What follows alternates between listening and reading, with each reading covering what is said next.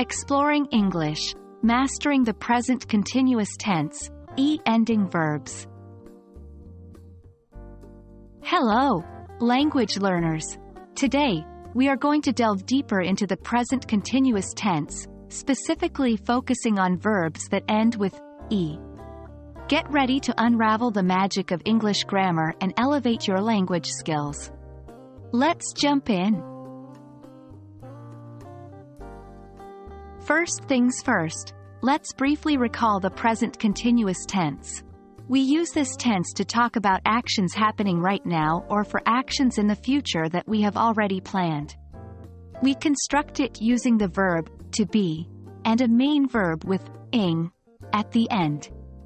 However, how we add that ing can vary, especially with verbs ending in e. Let's explore that next. When a verb ends in e, the spelling changes when we switch to the present continuous tense. We generally drop the e and add ing.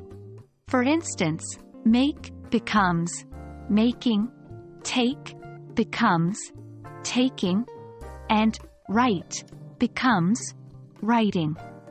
But as with everything in English, there are exceptions. Now, it wouldn't be English if there weren't a few exceptions to the rule. One notable exception to our e rule is verbs ending in ee or o.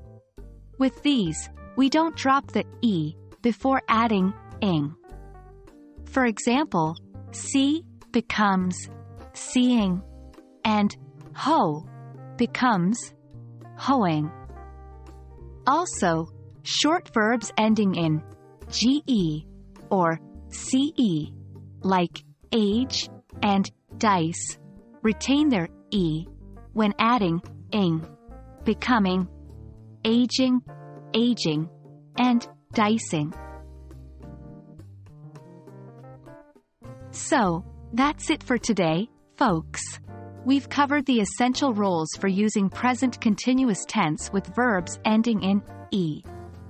Remember, practice is key when it comes to mastering these rules. Keep trying to use what you've learned today in your everyday English. Until next time, keep learning and keep practicing.